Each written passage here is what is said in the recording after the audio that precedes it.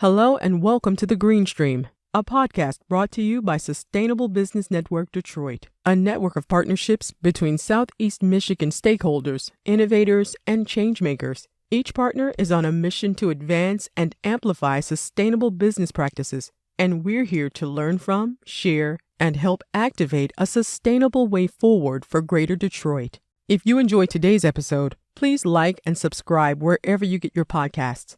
Leave us a review and join the conversation on Facebook, Twitter, and LinkedIn. And head over to our website, sbn-detroit.org. Now, let's listen in to our conversation with today's sustainability leaders. Hi, thank you so much for joining us. My name is Nancy Kaffer. I am a columnist at the Detroit Free Press. On the opinion page, I write about politics, policy, all kinds of complicated things in between. I have been lucky to write about climate and environment and sustainability, and specifically as that pertains to the city of Detroit in my work. And so I'm very excited to be here this morning with Helen Taylor, who's the state director of the Nature Conservancy for the state of Michigan, the one we're in here. She has an incredibly long and fascinating resume in environmentalism. She is a gubernatorial appointee to the Environmental Rules Review Committee. She has been on the Michigan Land Use Leadership Council, the Agriculture Preservation Fund, and is a commissioner of the Great Lakes Commission and on former Governor Rick Snyder's 21st Century Infrastructure Commission. So she's done everything. She knows everything about this and is an incredibly amount of expertise to tap this morning to discuss really pressing and relevant issues to how all of us live. Helen, it's so nice to be here with you. Thank you. It's an honor to be here. Can you talk just a little bit about about your background, how you wound up doing this work? Oh my. Well, I started out as a philosophy major, which I guess that makes me very curious about everything, but I love science. And I just feel fortunate. Back then, there weren't all the degrees in environmental studies that you have today. Mm-hmm. So I've learned an awful lot of what I do by application. And I, the minute I saw the Great Lakes, that's where I decided I wanted to stay because it's the largest freshwater system in the world. I found it fascinating. So for the last 33 years, I've been focusing on Great Lakes health and Great Lakes issues, and Michigan is the center of that. So are you from Michigan? I grew up in Indiana and then okay. in Chicago for 20 years, and now I've been over 20 years in Michigan. I'm not from here either, but I've been here for 22 years. This place will get you. Yeah. Oh, I'm not going anywhere. Yeah. I feel a lot like the luckiest person in this job to be doing it in a state like this. I think philosophy was actually a pretty good preparation for this work. It teaches you to think critically and construct persuasive arguments and take in so much information. I agree. I'm an advocate for liberal arts studies because you then eventually learn the facts and the figures and the science of what you're working with through application. So it served me very well. And how to, big focus of the liberal arts education is how to clearly communicate those ideas and things, to other people, which you can know everything in the world. And if you can't share it compellingly, you're kind of out of luck. That's right. So what is your focus at the Nature Conservancy? So the Nature Conservancy's mission is to protect the lands and waters on which all life depends.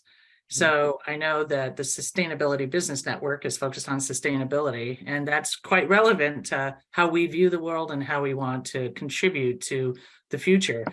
We think about it as a vision where people in nature can thrive together.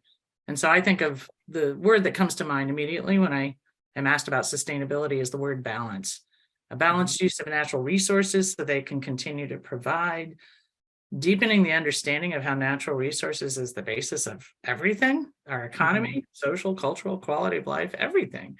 So using those resources and managing them in balance for people and nature is essential if we want to continue to exist on this planet. So if you think about that balance and that need to have balance, where do you, if this is a scale, where are we in the balance? I think it depends on the portal and the lens through which you are looking, but I know what's driving our work right now are two very significant crises, and it's the biodiversity loss crisis and it's climate change. And those things are connected and intertwined with each other, and they're connected to everything else that we do on Earth with managing our ecosystem health. Yeah, it can be daunting sometimes because, I write about politics a lot, and everything that happens in politics seems so urgent and pressing and of the moment, and this has to happen, or this can't happen, or must happen. But then you remember, like, oh, and then there's climate change, and that's kind of the ball game, and none of this stuff is really going to matter if we don't sort this stuff out. But then this stuff is connected to whether we sort this stuff out. But it's sometimes easier to focus on these little day-to-day things, because that one is big and scary for people like me, obviously, not for experts. Well, like, I think they're overwhelming. I had this conversation with my two sons that it just seems so overwhelming. How can we make a difference? And I think the thing I try to share with people is you have to unpack the issues. There's many components we can all be contributing to. And yeah, if I thought about them at the macro level every day, I would be very worried and discouraged. And so you need to find a place where you can fit in and make a difference and feel rewarded and know that it's making a difference. And so you have to unpack it.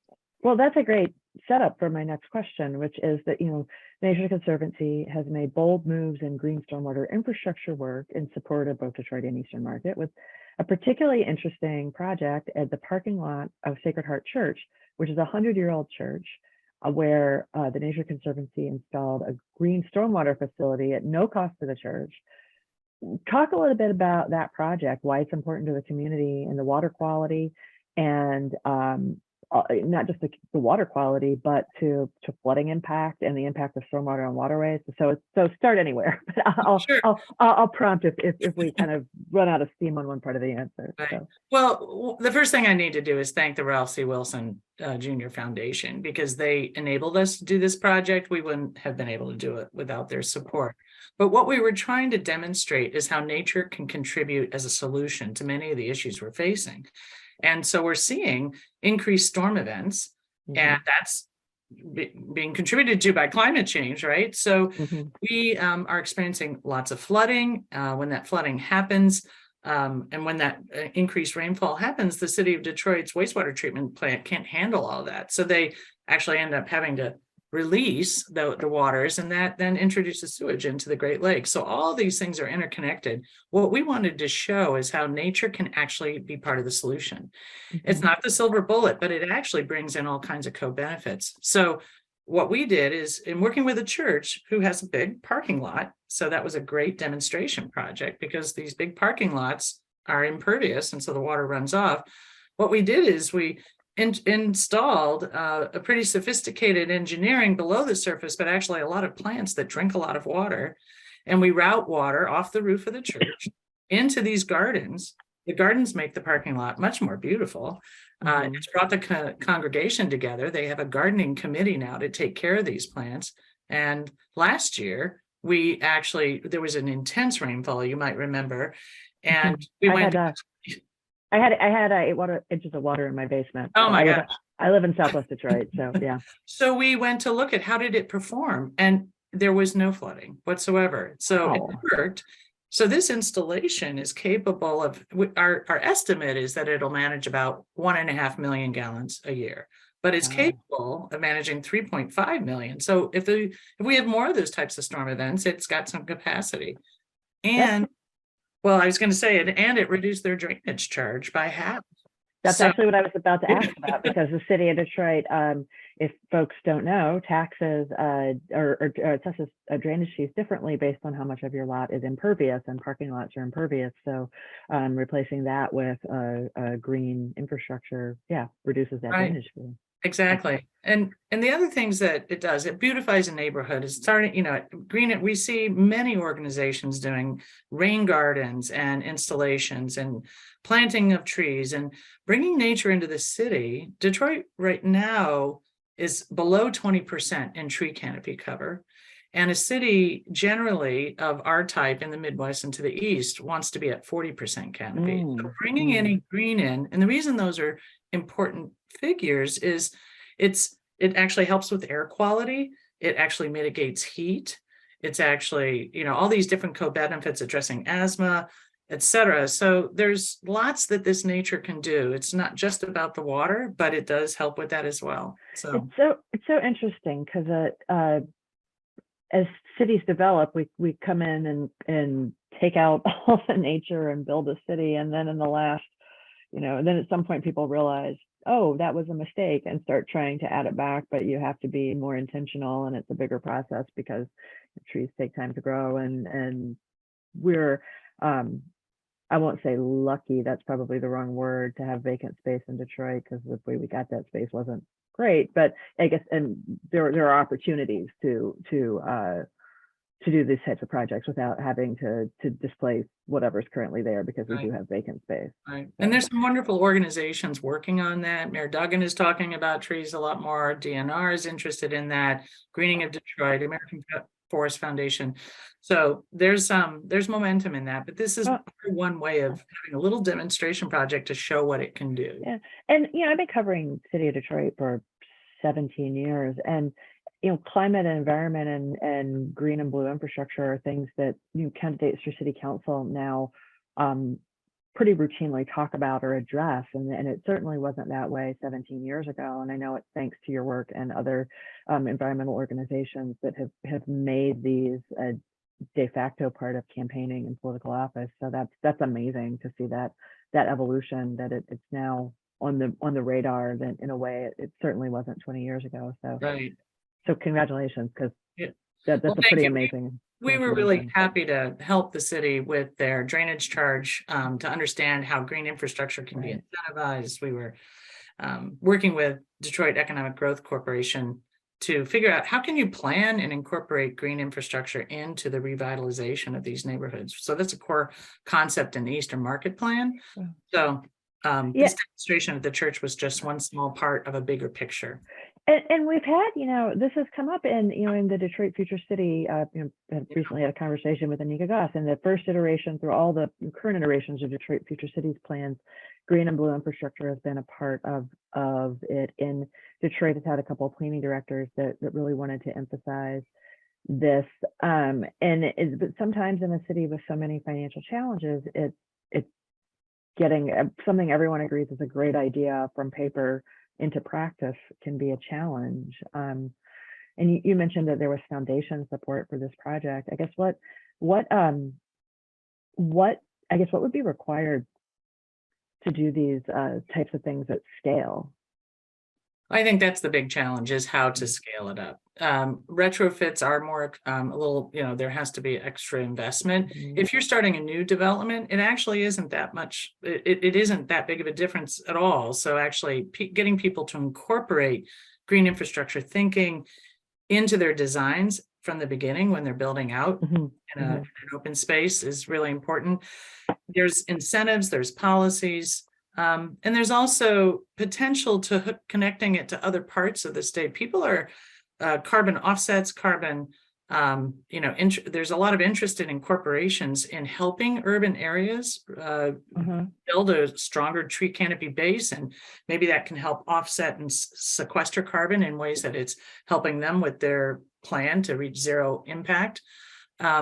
We only want that to take place if they are doing all the other things that they should do, which is switching to as much renewables, shifting to more higher efficiency, et cetera. But nature's got a place with helping with these big issues of the need for carbon reduction.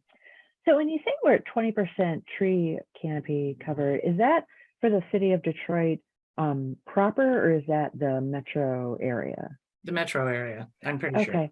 That's interesting, because I think when I think of Detroit, like we have, I'm right down the street from Clark Park, which is so beautiful, and there are a lot of trees. I know there's areas of the city that are much less green, but I think of the suburbs. I think of older suburbs that have you were talking about that?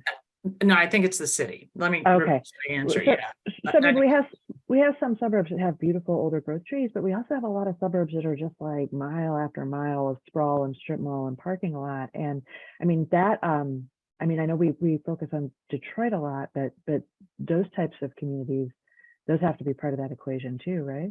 Absolutely. And something that often people don't think much about is just we're in a major migratory bird corridor up through the Great Lakes Flyway. Mm-hmm. So as these birds are moving north and south, and we've seen a dramatic loss in bird species and volume. And so giving them those stopover sites along the way, just the smallest of little bit of woodlot or something in the backyard, it doesn't have to be a massive park. They need that on the way to refuel as they go north and south on those migrations. Yeah, I recently, we were very happy to run a piece from a high school student in Detroit who had written an op-ed about how everyone in the city could plant a pollinator garden in their yard and attract pollinators. So I thought that was great, and I loved that this high school kid was focused on this. And if anyone from the city is listening to this, I can connect you with this kid. He's got some great ideas, and he's very persuasive. But okay, so I've gotten us a little off track. How did you get connected with the Sacred Heart Church? Why was that a good candidate for this project? Well, we have been partnering with Eastern Market for quite some time, and they're part of that community. And so we approached Father Thomas to see if he would be interested in this project. He has said since then, he thought, oh, we'll probably never see them again. And we came back and we actually did it. And one of the most fun events was, and this is the first and maybe the only time when I've been part of a parking lot blessing. So we had a big celebration with a tent, and the congregation was there. We gave away seedlings for them to plant at home, and Father Thomas blessed the parking lot. So it was a disclosure. I love that. I think all parking lots should be. So is, as a demonstration project, have you gotten interest since then of other groups that want to do the same kind of thing at their business, church, community center, whatnot? Yeah, I think the biggest obstacle or challenge is cost. I guess churches don't have huge budgets, but we've taken a lot of people on tours, everything from garden clubs who may be willing to help support a community in doing something like this. So it's been a wonderful educational opportunity to show others how nature can actually be part of the solution in a city like Detroit. Okay. So you guys just announced a focus initiative on the Q10 Heartlands as a global priority for biodiversity and climate resiliency, which has an opportunity to protect this extraordinary region for nature and people. And you've been quoted as saying about this, by acquiring this land, the Conservancy is protecting a landscape of global significance to the Nature Conservancy, to the Great Lakes, to the state, and especially to area communities. So you've also said that the Conservancy truly believes the stewardship of these lands is best left to local residents. Given the magnitude of the size of the land, how does an organization like the Nature Conservancy go about doing that? Well, let me back up, because I think a lot of the folks that might listen to this haven't even been to the Q10. And they may not even know where it is. It's actually, yes, please. So it's the northernmost part of Michigan. It jets out the peninsula. Yeah. So if this is Michigan, I can't tell if it's the mirror image, but if this is the UP, it is way out here on the tip of the thumb. Okay. Out in the middle of the largest freshwater lake in the world, Lake Superior. So it is truly, truly one of the most culturally significant and ecologically and geologically significant region in the world. That's why it has such global significance. So it's an extraordinary place for, I'm just going to rattle off a few facts because I want people to go out there and experience it. It is the first evidence of human metalworking is there. Wow. The largest lava flow on Earth is there, 500 miles deep. It goes way back in indigenous history, and this volcanic spine of rock cliffs run the whole length of the peninsula. And it's extraordinarily significant for wildlife and climate resiliency. So it's one of the most unfragmented areas in the region and is important for climate change, wildlife. But really what was going on is this tip of the peninsula is an area that really is, it started out as a copper history, very big copper sources and largest in the world. And then it shifted to a forest economy. And now its future is really in outdoor recreation. So its natural resources are really the future. And we see a lot of communities in Michigan where the factory closed that employed everybody, that their next chapter really is about their quality of life. That's what Michigan's about, pure Michigan. And how do you transition in a community to that future? And so when these lands were put up for sale, there's a significant amount of local concern that public access has been part of their life the whole time.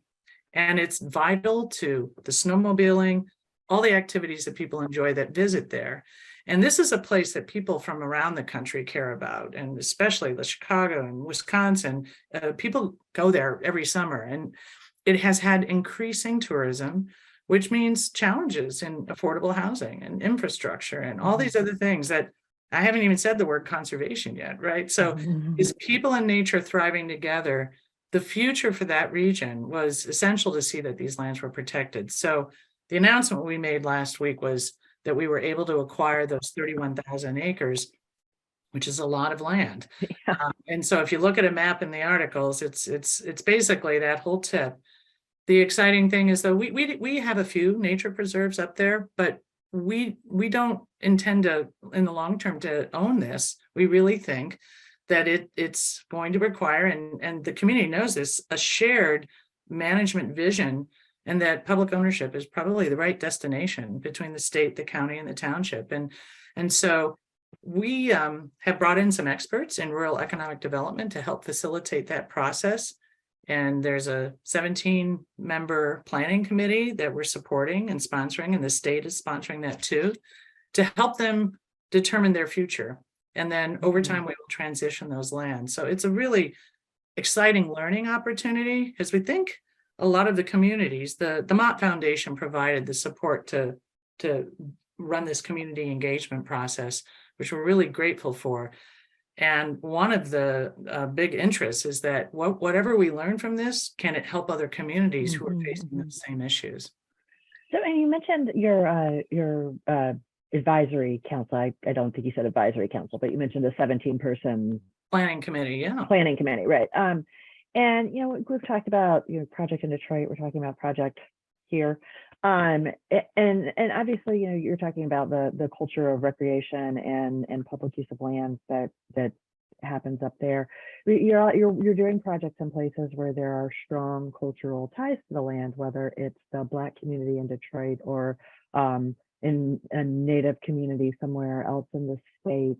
When you're looking at planning for land, talk a little bit more, and I'm sure the planning committee is a big part of that. Talk a little bit more about how you make sure that the use of the land is culturally appropriate for the land, the people, and the resources that are there. So before we even developed the planning committee, we did a lot of listening.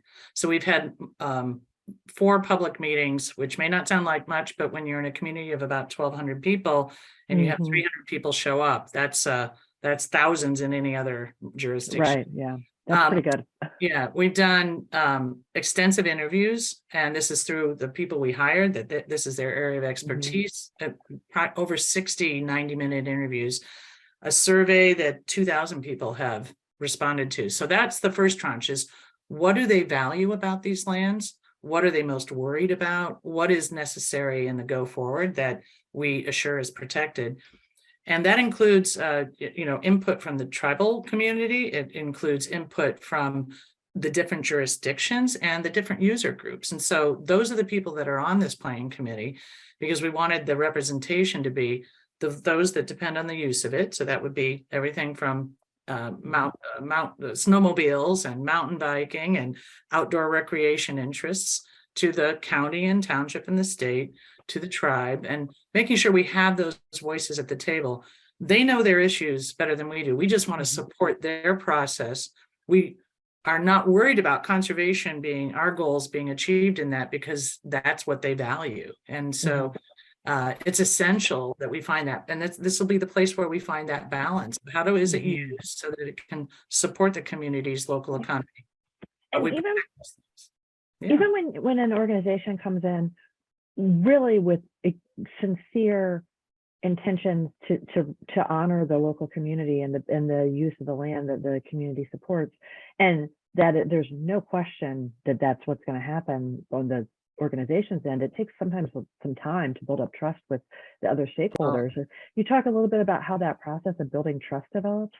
Right. I mean, I think we're still working on that. I think that does take time. I think it helped that 20 years ago, one of my first big land projects was a project where we protected the rim of this very same place, over 6,000 acres that now the state owns. So it was helpful, I think, at some level that the Nature Conservancy had been there and done something that was really valued by the community. And that's actually, we got calls from the community saying, if they wanted the state to buy all this land, but the state was not in a position to do that. So we got calls saying, hey, could you come back? And so that's actually what drew us back in. But I think slowly but surely, I mean, we're still earning that trust. And all we can do is try to support a process that brings people together so they can hear each other. Yeah, I think you've said so many things that are very important, and I hope that they're takeaways for folks listening, because I've seen, in 22 years of journalism, I've seen people do community engagement efforts that sometimes are done well and sometimes aren't done so well.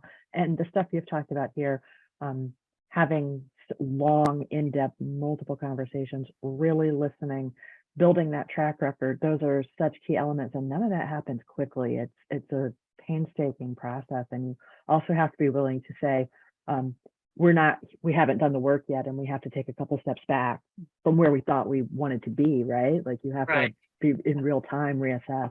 I think also trust in us matters, but it really is more about trust with each other. So in our work, what I find is I talk to so many people and I hear them, they want the same things, but when they talk to each other, they don't hear each other, and they think they're in conflict over use or conflict for future. And so a lot of this is about, we're hearing that they want the same quality of life, future for their children, public access, protect the local economy. Yet I think they don't necessarily hear that in each other's needs and goals. And so a lot of it is about how the community come together and hear each other and just support that process.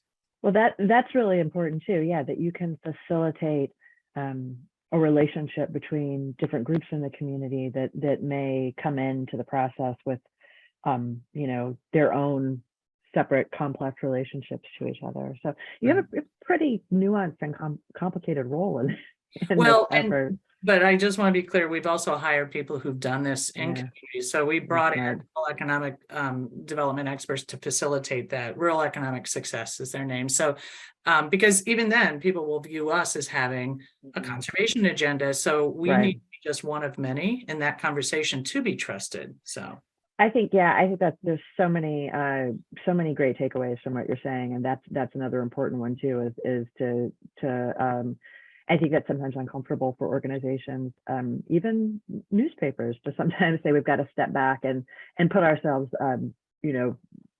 not put ourselves on the level of everyone else. It's for organizations, it sometimes feels like a loss of control, but it is, but that's not bad. You have to have trust in the process, and then with your partners. Exactly. Because you can't just ask them to trust you have to trust them too. Right. So. Well, that's really interesting, and I would definitely love to maybe they'll have us back on to talk about how this process is going, because I feel like that could be its own hour-long conversation about how this all plays out. The foundation who's supporting it also, and this is something of high interest to the state, that we're required to write up what we learn and how it went, so it can be shared with others in case it helps them with their efforts. I think that's a great idea. Yeah. I mean, these issues of affordable housing, infrastructure, public safety, in places where it's someone compared it to, it's like a Super Bowl every weekend up there during the times of the fall colors, and it's so beautiful in August and September. There's this infusion. The winter depends on snowmobiles, but this is an area that gets almost, on average, 27 feet of snow every year. I mean, it's different. Wow. So it's that's why the summer months are incredible. And so how do you manage that influx of people every weekend? And so those are really serious issues with affordable housing, such that other communities are facing in our beautiful areas where people go in the summertime, and that's what draws them to Michigan. And there's an analog. I'm sorry, I'm getting us a little bit off track, but there's a process that has become popular in some cities called participatory budgeting. I don't know if you've heard of this, but it's a process where cities allocate a certain amount of probably discretionary funds to communities. So they're not saying like, here, you can decide how to spend the roads budget or the public safety budget, but there's we're going to spend this amount of CDBG funds in your neighborhood. The community should drive this process of how to make improvements. And there's actually one in my neighborhood about Clark Park, and it was a fascinating process. And it really, I think they're working on the things the community had marked as important. I mean, the project isn't done yet, but I think there's so many lessons for all types of entities, for foundations, for nonprofits, for governments, like that really, like, listening to what people want is really never a bad idea, and ways to formalize that are very important. So I would really love to catch up again on how this process unfolds and on that report that's produced. So all right, so and we've touched on this a little, but in the sustainability space, what are the greatest challenges that you're facing in the next 5 or 10 years? Well, 3 things come to mind, and I've mentioned a couple of them. For us as an organization, as a global conservation organization, at climate change is significant. Biodiversity loss is significant. These are the biggest challenges, and then how to actually bring that down to the ground. And as the director in Michigan, my job is to figure out for the Nature Conservancy, what's our maximum contribution to addressing those goals. So a project like we just talked about is a huge way to contribute to climate change and biodiversity. I think the other big challenge, though, that underlies all of this is the partisan environment that we live in right now. Because these they should not be political issues, but when you mention them, immediately people begin to react in a political way when it actually should be a common ground. These are threats to our survival, to our economy, to our national security. It's so essential that we find a way for people to come together and hear each other and realize that when we talk about these issues, we're not trying to blame anybody. We're not trying to tell each other, no, you can't have this or that we have to come together and actually share in the solutions, and because it's affecting us all. So that's where it makes me happy with some of these projects, is it neutralizes this political rhetoric, and we can actually talk to each other and find out we actually want the same things, and we can get on board with solutions together. It's so interesting because this is happening to all of us. And, I thought, I'm 47. And even 10 years ago, I thought, the impacts of climate change, there'll be things my son really has to live with. Like at the end of my life, these things will start to get intense, and well, that was wrong. We're now having 100-year storms with real regularity, every 4 or 5 years.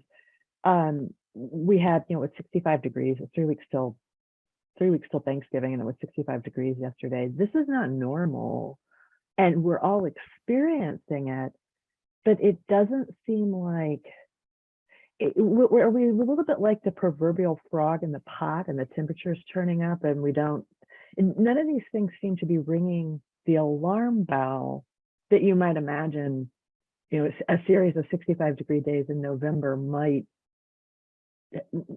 prompt. So I think we're all seeing it. And we had a tremendous event with the Sustainability Network when they sponsored our global scientists to come in and speak in Detroit. Dr. Catherine Hayhoe, which I would encourage folks to listen to her TED Talks and such. But her biggest issue is that we don't talk about it enough. And if we talk about it in this polarizing political way, that's not really very helpful. It's actually, we're seeing the impacts. So unpacking it again so that you can do something about it, I think and feel like you're part of the solution and it's not that hard to do. I just planted a bunch of trees, and a bunch of them are actually ones that are transitioning north because species are moving. And so the Conservation District gave me a lot of great advice to say, try some of these because we're trying to see how they do, because they're going to be the next future because tree species are changing. Or our old family van is going to die soon. I'm going to sign up for an electric vehicle, and we're saving now. That's my little step. There's so much we can do. And I think if you get people to talk about it, and actually they see it more. And I think if you talk to young people, they're very discouraged about the world we're handing them, and helping them engage in solutions. Most of them are actually very interested in what actions can we take. So. Yeah. No, they definitely have, we're definitely handing them quite the problem, and they are much more energetic and kind, I think. So I don't think we can say like, oh, they'll sort it out because they're better than we are, though they may be. But yeah, they've got quite the challenge being handed to them, and I do have hope for them. But yeah, we have to do our part in doing a better job of preparing to hand off the world to them. And I think if you, this is part of the way we approach issues at the Nature Conservancy, but first, what are the facts? What's the research and the science? And then can we demonstrate something in a project and experiment and figure out that solution? Then you said the word scale up. How do you scale up? Well, and that's what when we talk about challenges. I mean, you mentioned this earlier. Cost is the big challenge to doing a lot of this work. Yes, but a lot of our work has to do with figuring out how do you make it work with the market? Because some of these practices, for example, we work in the agricultural community pretty extensively with farmers on sustainability practices. And for them, a lot of it is about the benefits are actually soil health. If they actually introduce something like cover crops, it actually hangs onto the soil. These intense storms won't wash the topsoil off, because that would be a problem for a farmer. You want to keep your topsoil. And it actually improves soil health. So the yield, we can demonstrate that the yield is higher on those crops. So it actually, and they're using less fuel when they employ conservation tillage practices, which means tilling it less. So these are things that save money, actually improve yield. And why we are there is we're interested in that topsoil staying in place and actually preventing it from running off, because it carries with it the nutrients that cause the algal blooms. And then there's the water quality impact. So we actually can find solutions. It isn't always cost is the barrier. In fact, cost actually may be on your side in these issues. Right, sure. No, I mean, I spent a pretty good bit of money mitigating what happened to my basement in the 2021 summer storm. And I would much rather spend that money on the front end to prevent such a thing from happening. So yeah, makes a lot of sense. So in terms of within the Nature Conservancy itself, how do you personally view sustainability in terms of its applicability in your organization? Well, I'll go back to that word balance. We are really focused on how do we, people in nature, what's the balance in use of natural resources? And it's not, and to enable it to support the economy, to support life on Earth, and that these resources can provide for future generations. So sustainability is central to what we're trying to do. And what we're trying to bring to that, the application is, okay, what's the research and science that we have to better understand? So we know that we're not just doing ad hoc actions, but that there is an actual theory of change is kind of how we talk about it. And then we try to demonstrate that, we try to apply it. We own lands and waters where we are boots on the ground trying to figure it out, or working with the farmer, working with the forester. And then you really have to move up that chain to policy, to inform policy, or we're working a lot with corporations as they form their sustainability goals. So you have to get into the corporate boardrooms, but you also have to get to institutions like the World Bank and the incentives that they put out there for development. So it's the whole chain. And that's why I love working for this organization, because our work we follow that chain and try to figure out to make sure we get to the solutions.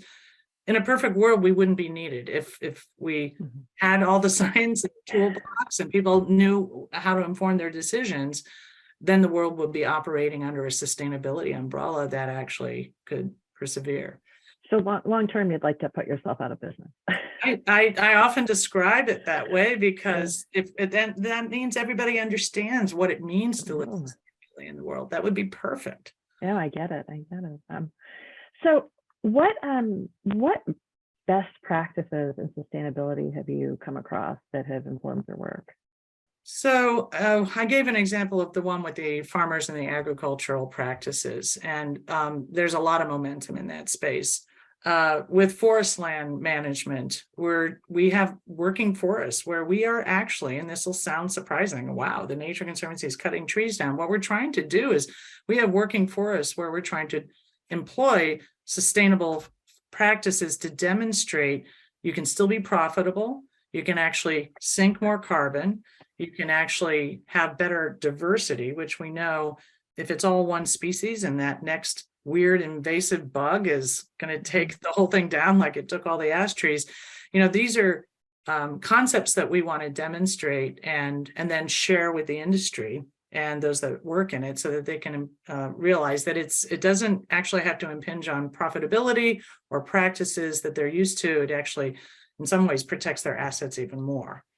So we're applying it in all these sort of working landscapes, but then there are places like a community, like the Q10 community, where you have it's a very complex web, and you have to figure out that plan and that interface of people and nature, and anticipate the long term.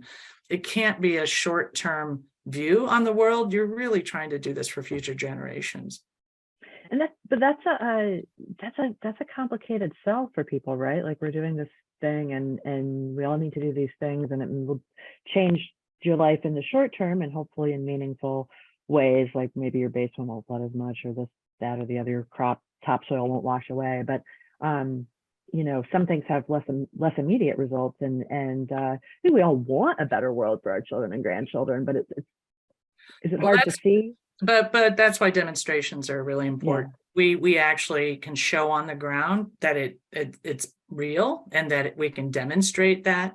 So we have years of data collection in places where we've been employing these practices in different arenas, and we can actually show someone. Sometimes we'll we'll raise incentive dollars to try something. Find a farmer or a forester or somebody who's curious and interested in sustainability, and we can actually help financially transition them to those practices, and then they can see for themselves if it actually demonstrates all that.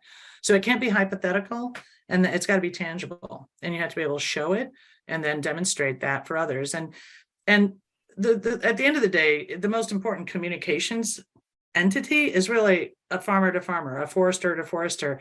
We're still a Nature Conservancy. So I think the social networks that exist within industries are the best influencers. And so we have to prove that this stuff works, and actually then they share it with each other, and then it scales up. Okay. This kind of leads into the next question. So what is the role of sustainability in the future of the city of Detroit, and specifically Detroit with its challenges and its baggage and its opportunities? What does sustainability look like in our future here? Well, I think we've been touching on all of those things. It's really that balance. It's anticipate, and I think the city is doing a great job of trying to anticipate that. You want people to be able to be in their homes and stay in their homes, but you want to bring practices and revitalization plans that balance nature and people. And I'm excited to see more references to trees, to nature and such, because I think that will address a number of those issues. Economic sustainability is another field from my own. So I think, but clearly that is vital and important, and the city's got their eye on that. So it depends on how you define sustainability, but I think the practices and the issues that we've been talking about this morning are all deployable and relevant to Detroit. I think that is, I think there's a really interesting connection there when you're talking about the farmer, convincing the farmer that this isn't just some environmental like fluff thing. This has a, I mean, not, I'm putting that in the words of someone who was negative. That's okay. This is a thing that has a tangible impact on their lives. When I talk to people, when I talk to my neighbors, when I talk to people in Detroit, what people want, is a lot of times they talk about the city they grew up in, where every house had a person in it, where there were beautiful, I've heard people talk about like backyard fruit trees, even like things that there were kids running up and down the blocks, that the city that felt like the city that they grew up in. And then sometimes there's this perception that there's all these newfangled plans like urban farms, and some people are very excited about that and support that. But then some other folks say, why should we, of all the cities in the world, have to be the one that does this thing that, is odd and not like the city we grew up in? But or that makes a city something different. But there seems like a connection there to what you're saying, like showing that these two things can marry each other. That city, the people who grew up here remember where it was denser, where it was a more the block looked this certain way because there were these lovely gardens that people had and these well-kept homes and things. That those two things can go together. That it's that analogy to the farmer. This isn't an environmental extra. This gets you to the Well, I think neighborhood. there's so many organizations that are trying to bring great ideas to the table, and I'm all for experimentation and demonstration sites to see what can work. But I think the most important thing that you said and what you were describing is you talking to your neighbors, and that you're coming together to actually talk about what you want your community and your neighborhood to be. And I think that is an important part of what I think Mayor Duggan has been trying to do too, is actually define some areas where communities can come together and decide who they want to be. And it's because ultimately that's what that glue, that organizations can come in and try to facilitate that, but it's really the people on the ground who live there that giving them agency and feeling like they can make a difference, and them actually having those conversations, to me, is the most important variable. Yeah, so. And if I ever have to put a bet on anything, I will always bet on Detroiters, because this is an amazing city with amazing people. So I guess one final question, I guess, what has inspired you personally in this work? I think it's the tangibility. It's actually having an impact on people's lives to make the world better. It sounds like Patsy phrase, but it's really true. And I think actually probably the most rewarding moments are when I get people to hear each other, who think that they see the world differently, and that they have opposing opinions, only to find out that they actually see it the same way. I think those moments give me hope that we can get through this partisanship and actually come together and see that these issues are common ground. So I think, and I will admit, it feels really great to be able to walk on some of the results of our work, when you know that something's going to be there and protected for a long time. But conservation has to come in many forms. It can't be just all set aside lands. It has to be in communities like Detroit too. So when you can find people to come together, like we did at Sacred Heart, to see the impact of a parking lot, and a garden, but a blessed parking lot. Yeah, right. And those are really special moments. So tangibility, people together, and seeking solutions that actually have meaning and lasting results. And I'm going to sneak in one final question. My eye has been caught by that lovely poster in the background the whole time we've been talking, and I was wondering where that is. I can't quite make it up. Yeah, I mean, those are dunes. So that's going to be on Lake Michigan shoreline. So that's some of the dunes work up in the northwest part of the state. We have that's Point Betsy, and it's going to be right near there.